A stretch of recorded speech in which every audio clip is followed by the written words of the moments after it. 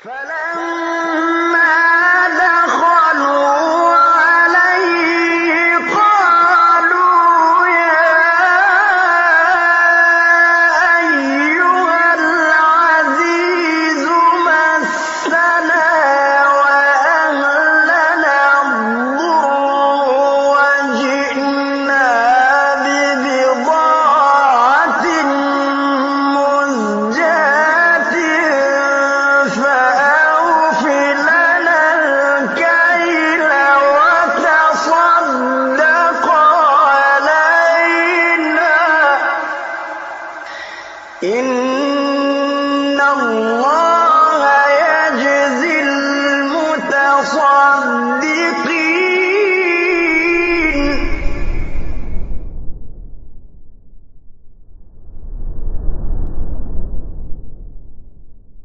Bismillahirrahmanirrahim. Assalamualaikum warahmatullahi wabarakatuh.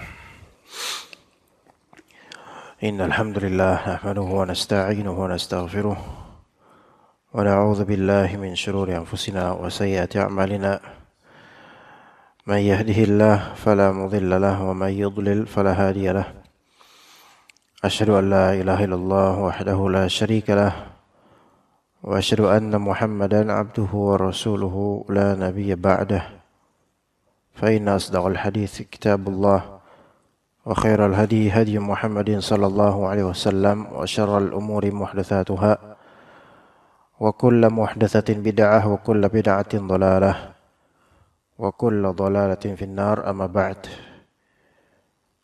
Insyaallah kita pada pagi hari ini membahas apa yang disebutkan oleh sebagian ulama dalam kitab fikih mereka tentang al-bay' bir-raqam, yaitu menjual atau jual beli barang dengan penomoran. Di syarat yang ketujuh dari syarat sah jual beli disebutkan an yakuna tsamanu ma'luman. Harga barang itu di antara syarat sah jual beli, harga barang itu harus diketahui baik oleh penjual atau pembeli, semua harus tahu. Nah, syarat sah yang ini termasuk syarat sah yang kalau kita lihat perdagangan di zaman sekarang, pengetahuan akan harga dengan karena banyaknya model perdagangan zaman sekarang, mengetahui harga itu di banyak perdagangan kerap kali hal yang menjadi masalah di dalam fikih. Kayak di warteg, di masakan Padang, di warung kelontong. Tidak ada penulisan harga dan kita belum tentu tahu harganya. Apalagi laki-laki ketika membeli barang-barang atau mungkin kebutuhan rumah tangga, istri nitip misalnya, biasanya laki-laki itu enggak nanya harga, langsung beli, udah kembalian gitu aja. Kayak misalnya antum beli telur, antum enggak peduli berapa harga telur sekarang. Yang penting antum bawa uang 50.000, antum beli sekilo dah. Terus ya udah kembalian kan gitu. Kita enggak seperti ummahat yang mana harga telur update mereka. Ya, harga beras update. Kita begini dengan jual beli seperti itu gimana gitu loh. Sementara bukankah dalam syarat sah jual beli an yakuna tsamanu ma'luman, yaitu harga itu maklum, diketahui oleh kedua belah pihak, oleh penjual dan oleh pembeli. Ala kulli hal ada juga di sisi lain yang namanya muamalah itu disesuaikan dengan uruf yang berlaku di zaman dan tempatnya. Muamalah itu kan ada dua. Imma muamalah artinya interaksi sosial. Imma muamalah maknanya transaksi. Muamalah itu ada dua. Imma interaksi sosial, yaitu hubungan antar individu, itu muamalah. Atau maknanya adalah transaksi. Jadi bisa makna interaksi, bisa maknanya transaksi. Dan interaksi sosial itu dikembalikan kepada bagaimana uruf yang berlaku di zaman itu atau di daerah itu. Ya, interaksi sosial orang Betawi ada perbedaan dengan orang Jawa, terutama yang Solo misalnya. Nah, begitu juga zaman, interaksi sosial di zaman 80-an beda dengan bagaimana interaksi sosial di zaman 2020-an kemari. Bahkan interaksi sosial orang-orang kampung di atas beda dengan bagaimana interaksi sosial kita di wahana ini. Ya, itu ada urufnya masing-masing. Dan kadang uruf itu membentuk suatu dasar untuk menjadi hukum. Kadang-kadang. Walaupun dasarnya syar'i dari syariat, namun dikembalikan pula kepada uruf yang berlaku di daerah atau zaman itu. Itu interaksi sosial. Nah, kemudian muamalah dari segi transaksi. Muamalah dari segi transaksi itu juga kerap kali dikembalikan kepada uruf. Uruf yang berlaku di zaman itu atau uruf yang berlaku di tempat itu. Yang bisa jadi antar zaman ada perbedaan uruf dalam transaksi atau di perbedaan tempat ada uruf yang berlaku di setiap tempat. Nah, zaman sekarang al-bai' bir-raqam, yaitu jual beli dengan raqam, dengan penomoran itu sangat banyak. Termasuk kita beli di Indomaret atau di toko-toko yang mana harga tertera dengan penomoran barang masing-masing, atau bisa juga dengan scan barcode misalnya. Dengan scan barcode itu termasuk al-bai' bir-raqam, yaitu jual beli dengan penomoran. Dan kadang-kadang penomoran untuk barang ini harga fluktuatif atau beda-beda antar hari ini, besok dan seterusnya. Ya. Maka dikatakan di sini dalam kitab Ar-Rawdu Al-Murbi' fa in ba'ahu bi raqmihi ay thamanihi al-maktubi alayhi wa huma yajhalanihi aw ahaduhuma lam yasihha lil jahalah. Kalau misalnya ada pedagang menjual barang dengan nomornya itu dengan harga yang tertera di barang itu, ya, jadi harganya tertera di barang itu dijual, dan kedua belah pihak baik penjual atau pembeli enggak tahu harga itu. Au ahaduhuma, atau salah satu dari keduanya enggak tahu harga barang itu. Baik penjualnya malah enggak tahu harga barang itu. Pembelinya doang yang tahu karena dia melihat harganya, penjualnya yang penting ngejual aja. Atau sebaliknya, pembeli enggak tahu harga barang, penjualnya tahu. Maka ini tidak sah dalam mazhab, tidak sah jual belinya karena ada sisi jahalah namanya, yaitu ketidaktahuan. Jadi ada yang hidden, tersembunyi gitu. Harganya tersembunyi pada salah satu kedua belah pihak atau kedua-duanya enggak tahu. Jadi ini ada 3 kemungkinan. Pertama, jadi misal dengan scan barcode misalnya, scan barcode ya. Penjual, pembeli nggak tahu harganya. Hanya tahu hasil dari semua dari ini. Nggak tahu harga masing-masing, nggak tahu. Ya. Kemudian atau penjualnya nggak tahu harga itu, tapi pembeli tahu. Ya, mungkin bisa kayak gitu terjadi mungkin. Atau sebaliknya, penjual tahu harga barang, pembeli tidak tahu harga barang. Pokoknya ada salah satu yang tidak tahu harga barang, maka dalam mazhab ini tidak sah jual belinya. Nah, cuman begini ya, kawan. Kita tidak langsung begitu saja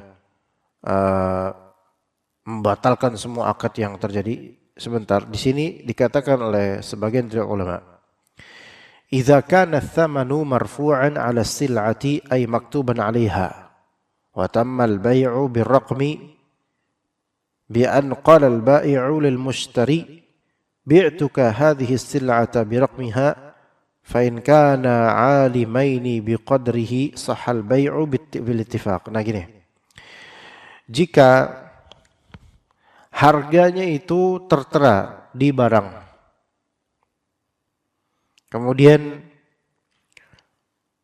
sempurnalah jual beli dengan barcode penomoran barang di scan atau semisalnya, sehingga penjual berkata kepada pembeli, ya udah ini saya jual ini dengan penomor ini, ya, atau nama ini misalnya, saya jual ini misalnya KitKat atau Silver Queen yang ini, ya Silver Queen yang model ini, ya sesuai dengan barcode-nya Pak ya, gitu ya.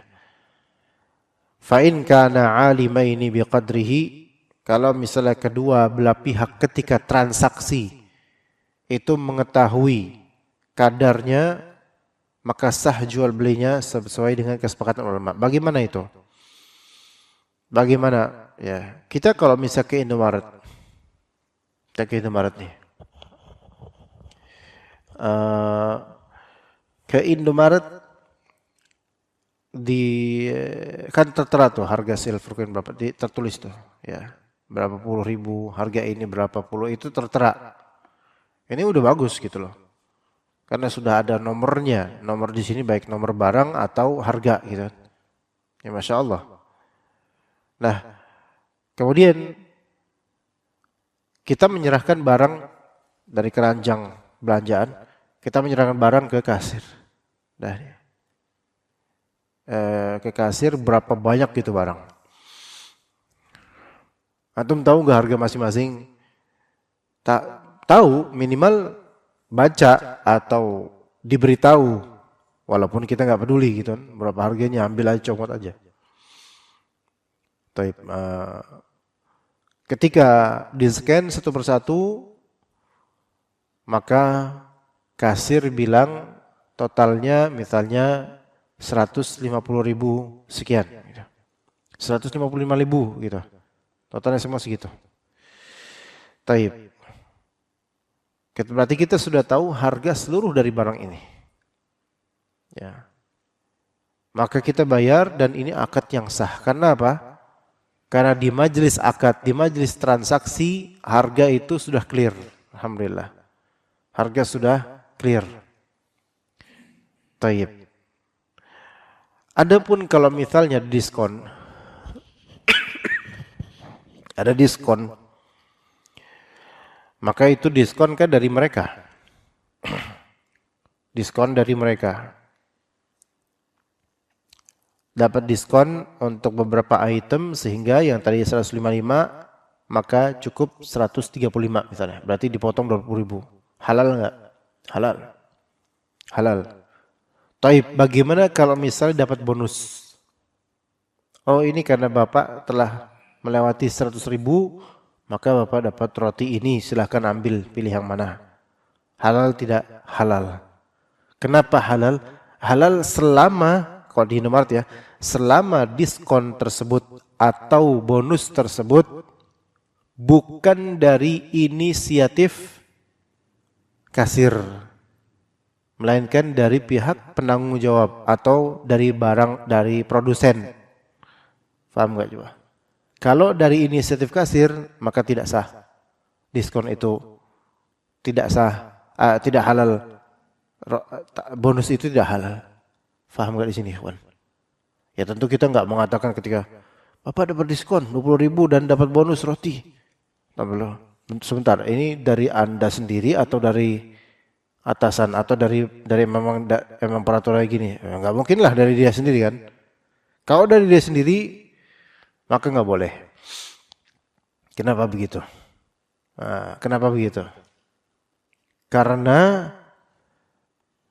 kasir di sini tidak ada hak untuk mendiskonkan atau memberi bonus kecuali sesuai dengan ketentuan yang berlaku di perdagangan itu atau dari atasannya. Nggak boleh ngasih inisiatif sendiri. Ya, taib. Itu terlepas dari masalah jual beli yang ini.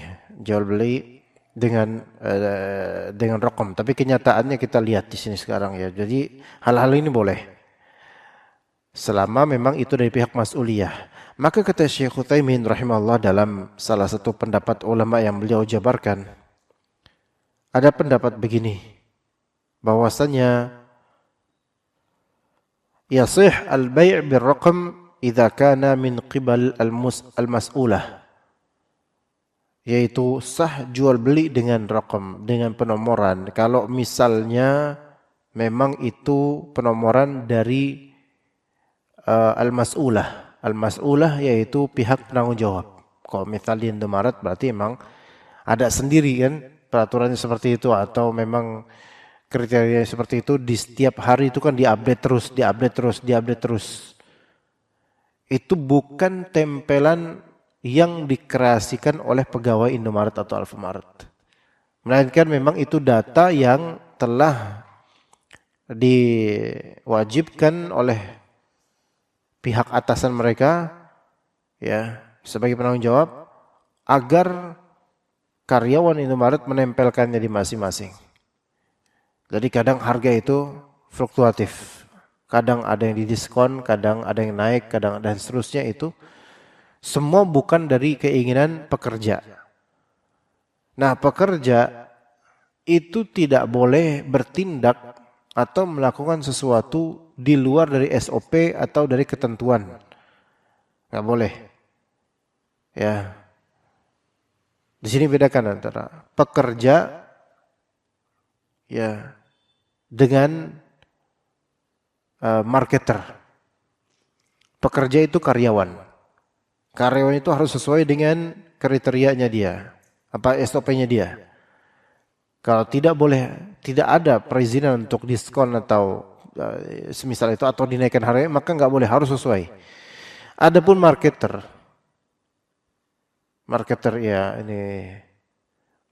itu dia juga sama seperti pekerja, itu sebagai wakil.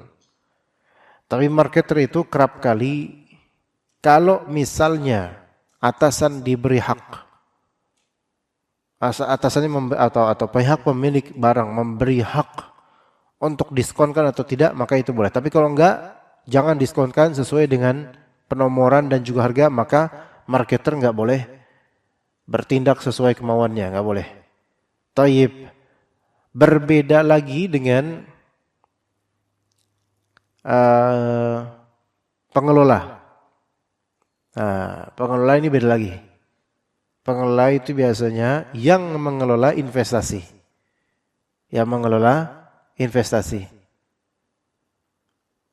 Pengelola investasi dia bisa menentukan hal-hal yang bermaslahat untuk investasi para investor. Ini beda ikhwan. Ini beda. Ini anak kasih contoh. Misal kita ada warung Madura di situ. Misalnya warung Madura itu. Warung Madura ini misal itu bukan milik mereka, melainkan itu investasi dari tetangga mereka. Misalnya menginvest 300 juta. Nah, yang nungguin, yang ngejaga toko itu bagi hasil nanti sama investor setiap bulan dari penghasilan yang ada dari keuntungan. Misalnya keuntungan bersih per bulan Januari ini, misalnya keuntungan bersihnya 15 juta, maka bagi hasil sesuai dengan persenan masing-masing. Taib. Berarti kan ini dia posisinya bukan sebatas marketer atau bukan sebatas karyawan, tapi posisinya sebagai pengelola investasi tetangganya. Pengelola investasi itu dia diperbolehkan untuk meninggikan harga atau mendiskonkan atau apa selama itu untuk maslahat investasinya. Faham gak jemaah bedanya? Kalau misalnya mereka nih, antum beli coklatos 5 box, maka karena kemurahan hatinya udah nggak apa-apa dapat diskon. Diskon ini bermaksud untuk menarik minat pelanggan supaya next time beli lagi di kita. Maka ini boleh. Tapi kalau misalnya pegawai Indomaret, boleh nggak mendiskonkan semau dia? Paham nggak sih Pak? Boleh nggak? Nggak boleh. Karena apa? Posisinya karyawan.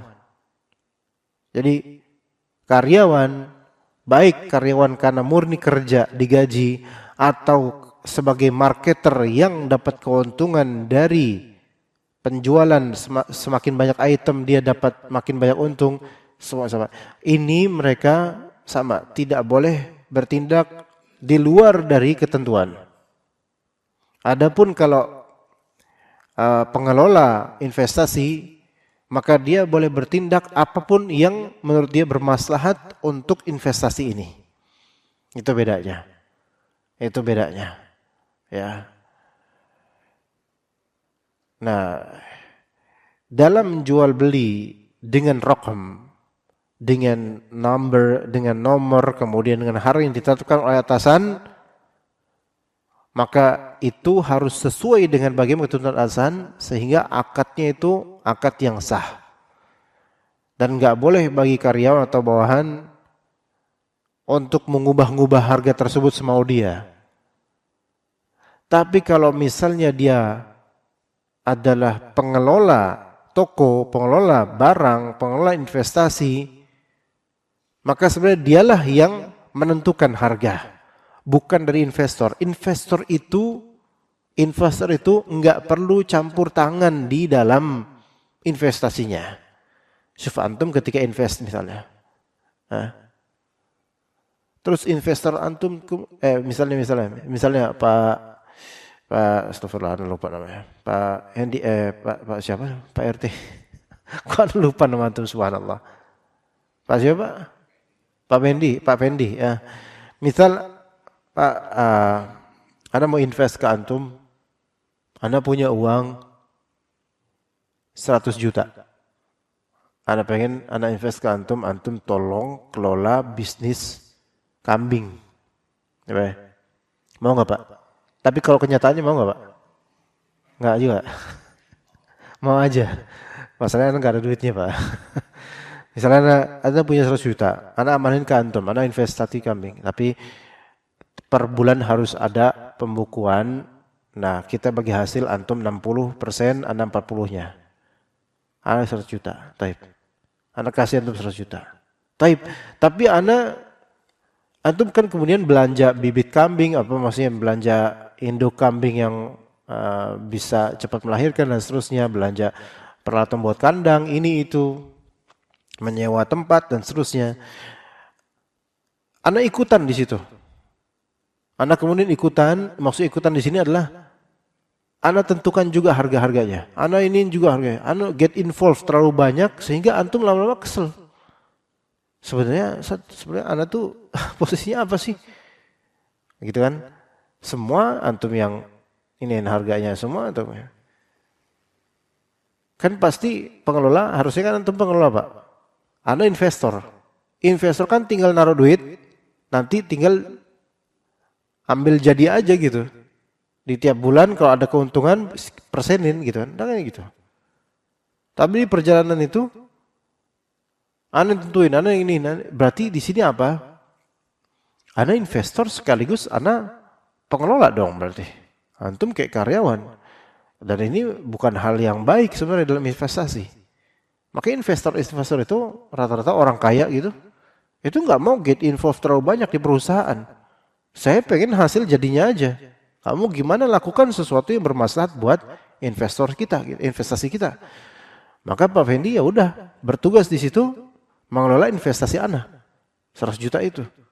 Yang nentuin harga kambing ya antum. Yang nentuin mana yang terbaik buat investasi ini dari kandang yang mana yang terbaik, kambingnya jenis apa yang terbaik, mana yang lebih menguntungkan, selera pasar seperti apa, kemudian marketingnya di mana, maka itu antum yang ngelola, bukan Anda. Gitu kan?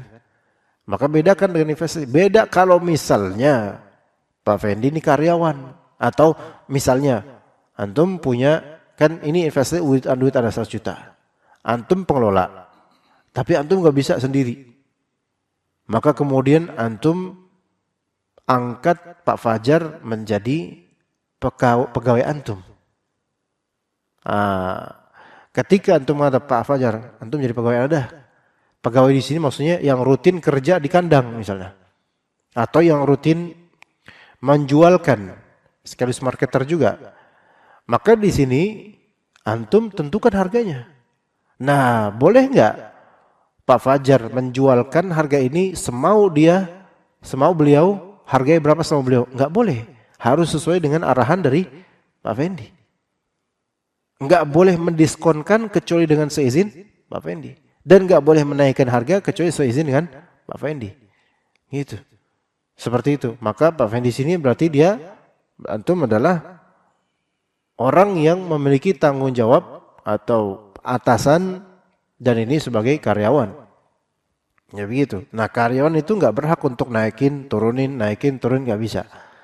Kecuali dengan izin dan mandat dari atasan. Sementara antum, walaupun ini uang ana, antum bisa pas jualin, naikin, turunin, selama antum lihat itu maslahat. Karena apa? Antum ngelola. Dan ana investor, ana nggak pantas juga untuk antum naikin harga, turunin harga. Ana nggak pantas. Kenapa? Ya karena ana investor, ana cukup, antum lah yang ngelola, ana cukup nerima jadinya aja. Ya begitu. Ya. Taib, jadi bai' bil raqam, jual beli dengan penomoran. Kalau misal nomor tersebut memang ditentukan oleh pihak yang bertanggung jawab seperti atasan, maka ini sah. Itu sebagaimana di Indomaret, ya Alfamaret dan semisalnya. Tapi kalau misalnya penomoran ini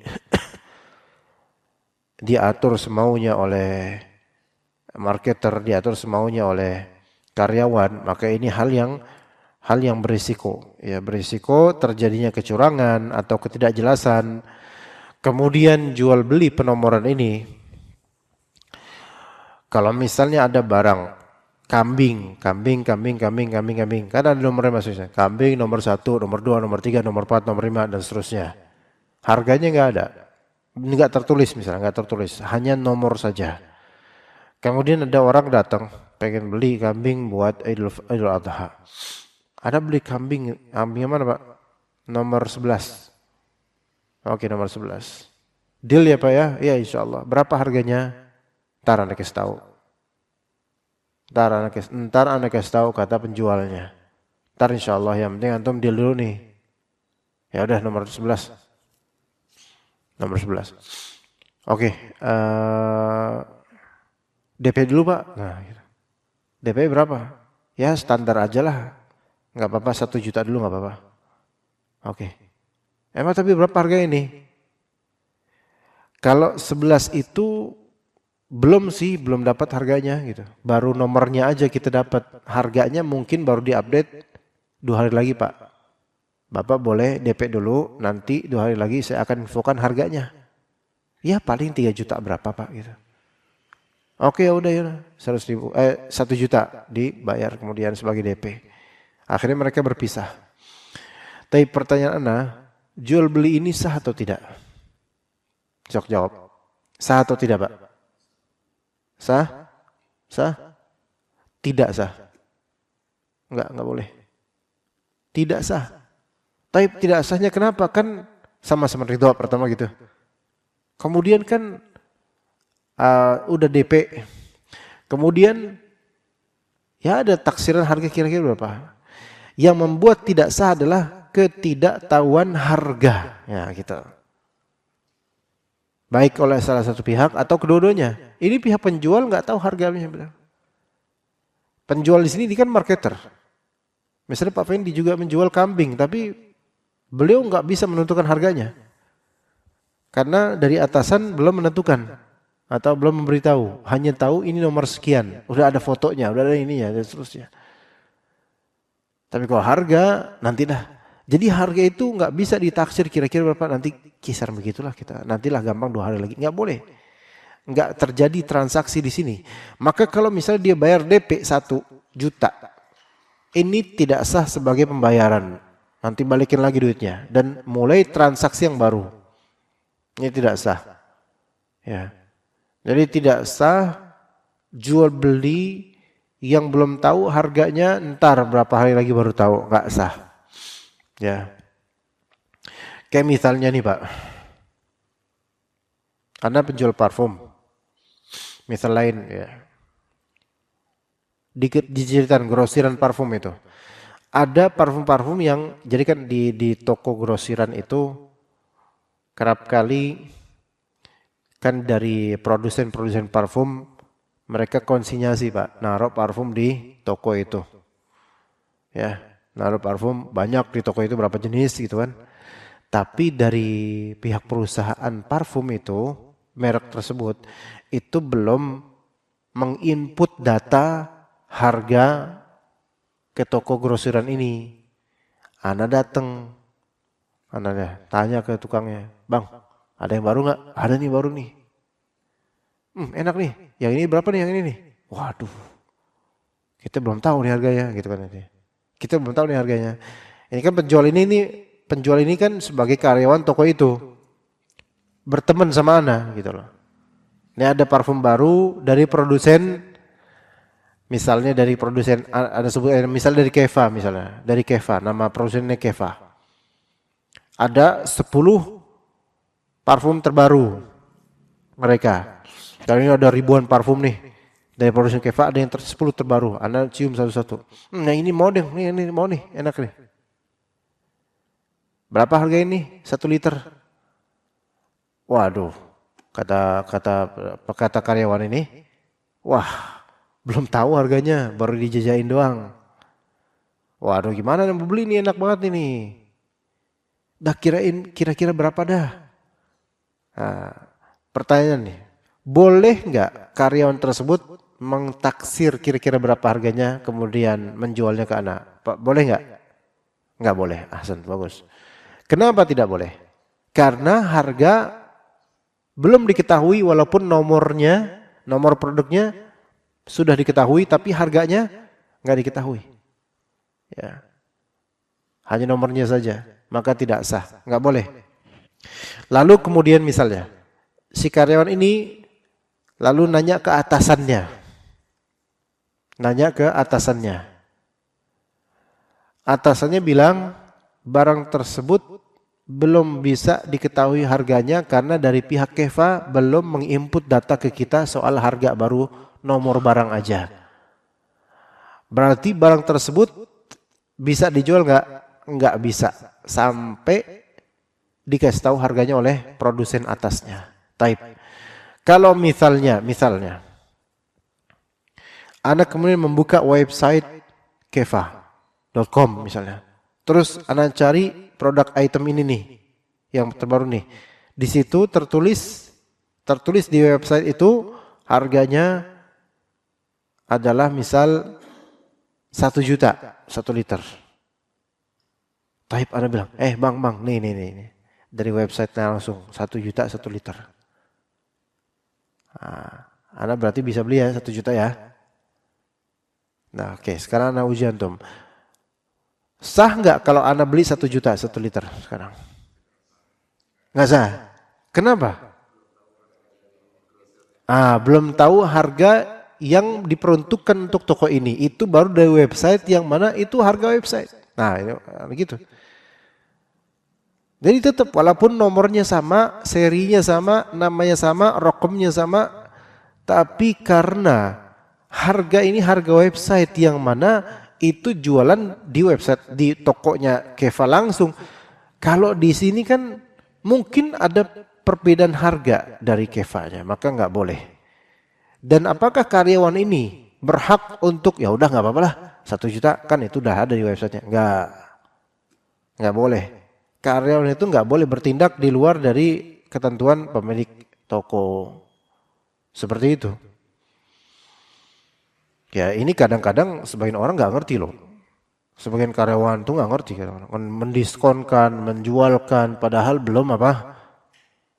Belum dijual, belum ditentukan harganya, kemudian udah difoto dulu, dijualin dulu, harganya belum tahu dan seterusnya. Nggak boleh seperti itu.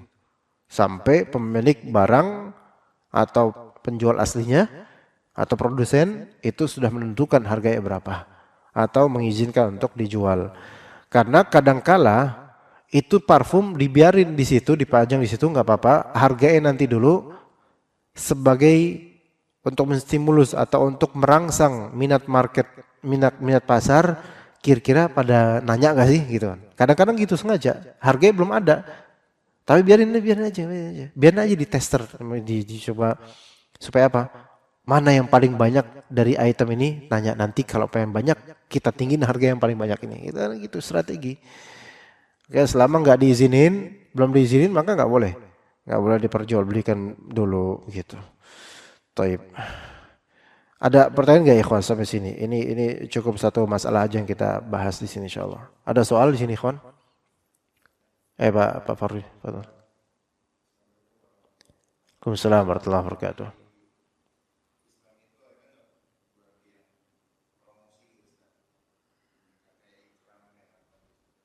Promosi gimana ya?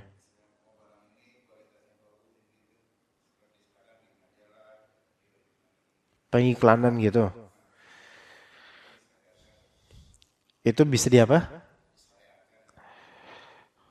Itu hanyalah salah satu bagian dari strategi marketing Pak, yang itu dikembalikan kepada urf yang berlaku. Itu hal yang tidak masalah, nggak ada masalah. Tapi kalau misalnya dari dalil apakah di zaman Nabi SAW ada semacam itu, Anda belum bisa temukan dalil khususnya. Tetapi hal itu boleh selama di dalamnya tidak ada penipuan, tidak ada tadlis, tidak ada penutupan aib, padahal ada, tidak ada sisi berlebihan. Ini masalahnya bukan di promosinya. Promosi itu atau pengiklanan hanyalah mekanisme. Dan ini hal yang dibolehkan. Yang tidak dibolehkan adalah beberapa hal di dalam promosi itu jika tidak sesuai dengan prinsip jual beli dalam syariat. Seperti tadi tadlis, gharar, penipuan, ketidakjelasan akad, kemudian pemalsuan atau pelebihan sesuatu. Dan itu yang banyak sebenarnya. Bukan di promosinya, bukan di masalah perbuatan promosinya, tapi di pengkriterian atau pensifatan barang. Pengiklanan yang ada di TV, yang ada di radio, pakai artis, terus artis bilang, aku tuh udah biasa tahu pakai ini, maka ini kadzib. Ya, selama aku pakai ini ternyata itu kadzib, dusta. Ya, marketing seperti ini dusta, ini haram, nggak boleh. Ya, kemudian juga misalnya pernah lihat di video atau Instagram itu tiba-tiba seorang interviewer gitu yang mewawancarai tiba-tiba di tempat random kayak di terminal atau di stasiun tiba-tiba mendatangi, maaf mbak, boleh saya wawancara sebentar? Mbak kok masya Allah ya, cantik banget. Ini pakai apa ya sama ini ya? Oh kalau aku mah pakai orang gini gitu. Nah. Ya. Ternyata itu udah di set up, udah di stage gitu kayak gitu. Ya, maka ini termasuk kadzib. Iya, bohong. Gitu. Jadi klaim bahwasanya konsumen ini klaim bahwasanya tokoh di iklan ini udah biasa pakai ini, biasa pakai itu, padahal enggak, maka ini kadzib, bohong. Bukan di pengiklanannya tadinya, bukan, tapi di kebohongan orang-orang ini supaya memikat konsumen untuk percaya gitu loh. Tapi konsumen tahu kok ini bohong, berarti bahlul konsumennya, sama-sama bahlul semuanya. Tahu dibohongin, tapi mau aja gitu loh. Ya, jadi memang nggak boleh ada unsur kebohongan dalam marketing. Sebenarnya promosi kayak gini sama pakai misalnya Anda di Facebook atau di grup WhatsApp atau di status WhatsApp, Anda menulis deskripsi parfum atau deskripsi sarung, itu sama promosi dan itu salah satu thariqah, jalan atau cara ikhtiar untuk supaya kita jualan. Itu caranya jualan. Kalau di zaman Nabi jelas nggak ada yang namanya kita bikin tulisan status apa kita selebaran, nggak ada. Jadi emang ini kebutuhan perdagangan zaman sekarang, emang harus ada promosi. Kalau promosi yang antum maksud adalah marketing dengan bahasa, dengan kalimat atau dengan penampakan barang atau dengan apa, itu nggak masalah. Tapi kalau antum maksud dari promosi di sini promo yaitu diskon, maka ini juga nggak masalah selama akadnya jelas. Akadnya jelas. Ya begitu. Karena kan bahasa sekarang kan promo itu artinya bisa diskon kadang-kadang. Lagi promo nih gitu. Maksudnya lagi diskon. Diskon juga nggak apa-apa. Asal diskon tersebut jelas harganya juga dari atasan. Jadi bukan semaunya karyawan. Adapun kalau penjual ini dialah pengelola barang, maka terserah dia mau promoin berapa. Begitu. Kemudian juga promo atau diskon ini sebenarnya mekanismenya banyak sih sebenarnya. Ada yang halal, ada yang haram. Di antara yang haram yaitu promo 10 pembeli pertama dapat diskon sekian atau 10 pembeli dapat bonus sekian. Itu nggak boleh seperti itu. Ya. Nggak boleh seperti itu. Kecuali kalau memang ini barang cuma ada 10 dan setiap dari pembelian 10 ini dapat bonus. Itu boleh. Kenapa? Karena setelah pembeli ke-11 udah nggak ada lagi, tutup. Paham nggak itu bedanya? Adapun kalau 10 pembeli pertama mendapatkan kaos, berarti pembeli ke-11 dapat nggak? Nggak dapat. 12 nggak dapat. Ini nggak boleh. Karena orang-orang biasanya mereka mau beli karena ada ininya. Dan dibatasin oleh penjual 10 pembeli pertama, jadi dibatasin. Beda halnya kalau dia promoin setiap pembelian dari apa? Dari item ini akan dapat diskon, dapat apa siwak misalnya atau dapat apa gitu, baju atau apa. Dimutlakan gitu, maka nggak apa-apa. Adapun ketika karena terlalu laku nanti habis, ya qadarullah itu nggak masalah. Tapi kalau ditentukan 10 pembeli pertama, wah ini nggak, jangan. Karena apa? Karena orang-orang itu bakal semakin tertarik dan kemudian banyak yang merasa dirugikan dengan itu. Ya gitu kan. Saya ke-11 dong, saya ke-12 dong. Begitu ya. Apalagi bohong. Penjualnya bohong. Waduh, Bapak ini pembeli kedua nih. Ya Pak, maaf Pak, Bapak pembeli ke-12. Nah ini kadzab ini. Dajjal kecil ini berarti ini. Ya nggak boleh seperti itu. Nah itu cara promo-promo yang kayak gini bahaya, nggak boleh. Seperti itu Pak. Wallahu a'lam. Oke. Betul. Assalamualaikum warahmatullahi wabarakatuh.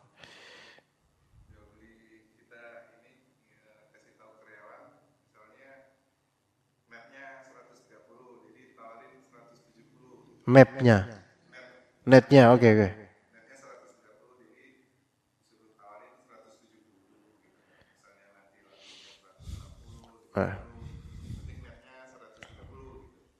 Ini kan dari atasan ngomong gitu, nggak apa-apa. Ya itu berarti malah bagus, maksudnya jadi mengarahkan karyawan ke arah yang mana dia jadi tahu gitu loh. Net di sini kan berarti batasan udah paling mentok lah gitu. Tapi jangan langsung 130. Ini strategi. Kalau antum langsung 130 ditawarin ya 60 nanti jadinya, apalagi emak-emak. Antum pasang dulu 170. Gitu. Berapa nih harganya? 170 gitu kan. Selama ini memang dari pemilik barang atau owner atau atasan, maka nggak masalah. Bukan inisiatif dia. Jadi 170. Ini sama karyawan ya, 170 dulu. Antum 170-in, jangan langsung 170. Kalau bisa antum pertahanin itu 170, ya. Tapi nggak boleh di situ nanti karyawan dikasih ini pendidikan juga. Jangan ngomong macem-macem. Kayak misalnya, waduh kalau 130 kita nggak ada untung dong. Nggak boleh ngomong kayak gitu. Ya, udah tawar-tawar normal aja. 170 dia nggak maunya 120. Waduh, di strategin lagi 150 gitu misalnya. Kalau memang udah berkeringat semua, udah paling mentok 130. Ya gitu. Hah? Iya, nunggu jalan-jalan dulu. Ya udah deh, nggak apa-apa lah, nggak apa-apa. 130 gitu. Nunggu jalan. Biasa gitu kayak gitu, biasa. Ya, gitu. Seperti itu. Karena apa? Karena itu emang nggak terlarang sama sekali. Itu strategi aja, strategi dan nggak ada penipuan di situ nggak ada. Selama kalimat-kalimatnya itu bukan kalimat penipuan nggak. Kalau kalimat penipuan kayak, wah kalau misal segitu saya nggak ada untung dong. Ini biasanya kalimat nipu. Hindari kalimat kayak gitu deh. Hindari kalimat kayak gitu. Tapi standar aja. Ya kalau misalnya ternyata 130, ya udah. Kalau misal udah mentok bisa, udah akhirnya penjualnya yaitu karyawan antum give up bernyerah. Wah ini memang susah nih, 130 udah. Dia mau, udah alhamdulillah. Kalau 130 dia tetap nggak mau, maunya 100, ya maka nggak boleh penjual ini menjual 130, nggak boleh. Ya, kalaupun udah nggak tega di penjual, karyawan antum nggak tega, ya udah 100 dah nggak apa-apa. Ah ini nggak boleh kayak gitu. Dia harus mengganti rugi 30 itu. Ya gitu, yang ganti 30 itu yaitu pegawainya itu. Begitu. Ya. Oke. Eh, Suruk masih lama, apa, Pak Putra?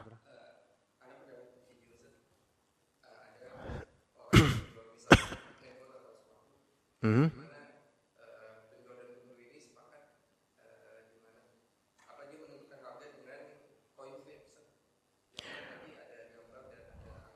Penjual apa?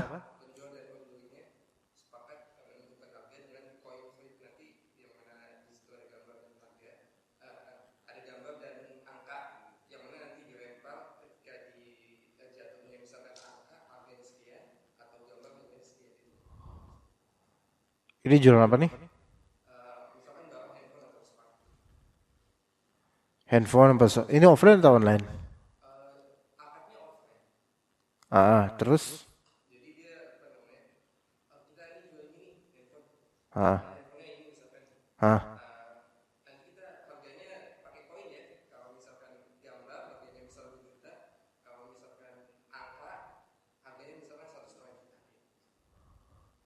Bisa gitu?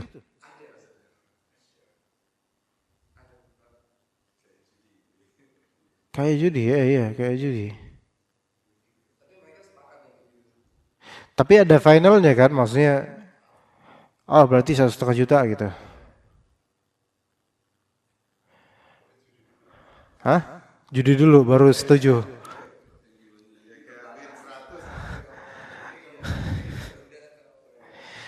Anda pikir kalau kayak gini, walaupun harganya nanti bakal jelas, tetapi ini semi judi ya, bahaya ini. Karena apa? Karena judi itu gini, judi itu kan posibilitas untung atau ruginya itu eh, sangat mungkin gitu loh. Gini kalau misalnya tadi HP, kalau Garuda 1,5 juta ente untung, tapi kalau ini 1 juta ada yang rugi misalnya. Ya ini judi sih, ini judi ini. Ini judi. Nah gini, kalau misalnya sebelum koin dilempar itu udah sepakat, ini judi. Ya judi. Tapi kalau sebelum koin itu dilempar nggak ada kesepakatan, ya maka ini nggak judi. Ini misalnya nih, kayak kalau kita judi, kalau yang nggak judi kayak gini nih. Misalnya antum datangin anak lagi belajar, antum tiba-tiba datangin anak, Ustaz, mau nggak Ustaz beli barang anak Ustaz? Enggak mau. Terus antum pergi, ya udah, ya udah, nggak bisa. Anak ada barang Ustaz. Kalau misalnya antum mau beli, alhamdulillah. Kalau nggak apa-apa. Oke, emang gimana caranya? Apaan barangnya? Misalnya barangnya apa? Handphone. Handphone ini kalau di market dijual 5 juta Ustaz. Tapi ada koin. Kalau Garuda yang keluar, antum cukup bayar 3 juta. Tapi kalau bukan Garuda depannya, antum bayar 4 juta. Enggak apaan sih kayak gitu. Enggak jelas. Tinggal antum tentuin aja mau berapa gitu. Udahlah Ustaz, tinggal ini aja. Siapa tahu dapat yang 3 juta Ustaz. Atau siapa tahu Anda ada barang yang ini 4 juta, yang 3 juta. Nih, gitu kan. Ternyata 3 juta. Mau enggak Ustaz? Murah loh 3 juta Ustaz. Asli kalau di toko-toko 5 juta Ustaz. Tapi ana tadi cuma pengen ikhtiar aja mana yang lebih enak buat Ustaz gitu. 3 apa 4 juta, ternyata koinnya 3 juta. Tadi kan belum ada kesepakatan. Sekarang ana mikir-mikir, lumayan juga nih 3 juta nih. Udahlah, ana belilah 3 juta dah. Nah, koin ini enggak apa-apa. Karena apa? Sebelum koin dilempar enggak ada kesepakatan. Adapun yang tadi itu kan harus sepakat dulu sebelum koin dilempar, benar enggak? Nah, ini judi.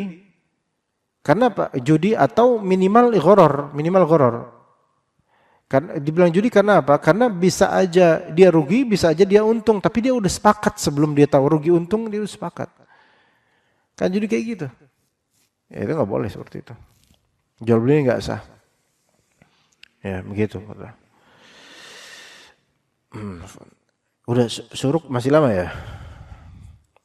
Kita mungkin cukup sampai sini dulu aja insyaallah. Barakallahu fikum jami'an wa sallallahu ala nabiyyina Muhammad wa ala alihi wa sahbihi ajma'in. Subhanakallahumma bihamdika asyhadu an la ilaha illa anta astaghfiruka wa atubu ilaik. Assalamualaikum warahmatullahi wabarakatuh.